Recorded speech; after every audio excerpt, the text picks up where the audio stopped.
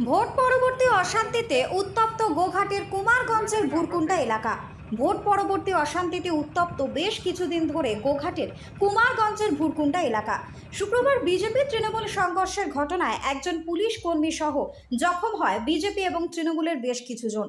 শুক্রবার রাতে বিজেপির 4 জন সহ একজন পুলিশ কর্মীকে কামারপুকুর গ্রামীণ হাসপাতালে চিকিৎসার জন্য নিয়ে আসা হয়।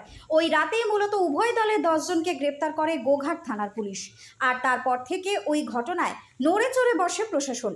বিজেপি থেকে অভিযোগ ওঠে ওই এলাকার তৃণমূলের অঞ্চল সভাপতি শেখ সদরুদ্দোজাকে ওরফে রাহুলের নেতৃত্বে এলাকায় মারধরের ঘটনা ঘটে। তারপরই ওই ঘটনায় গোঘাট থানার পুলিশ উভয় দলে 10 জনকে গ্রেপ্তার করলেও মূল অভিযুক্ত পুলিশের জাল থেকে অধরা ছিল। তারপর থেকে তল্লাশি চালায় পুলিশ এবং প্রশাসন। খবর পেয়ে আরামবাগের কালীপুর ব্রিজে তৃণমূল অঞ্চল সভাপতির গাড়ি আটকে তাদের আটক করে গোঘাট থানার পুলিশ। কালীপুর এলাকা জুড়ে ঘটনায় চাঞ্চল্য ছড়িয়ে পড়ে। অল্প সময়ের জন্য বন্ধ হয়ে যায় যান চলাচল।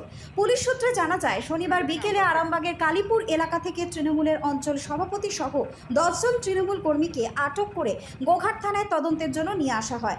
পরে অবশ্য জিজ্ঞাসাবাদ করে 5 জন তৃণমূল কর্মীকে ছেড়ে দেওয়া হয়। মূল অভিযুক্ত সহ 5 জন তৃণমূল কর্মীকে গ্রেপ্তার করে রবিবার আরামবাগ মহকুমা আদালতে তাদের পাঠানোও হয়।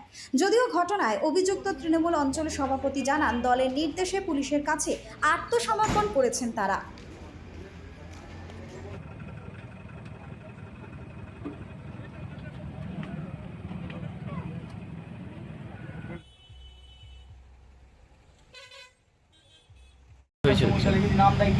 আমাদের একটা কেস হয়েছে, দল থেকে আমাদের কাছে নির্দেশ এসেছিল যে তোমরা স্যারেন্ডার করো।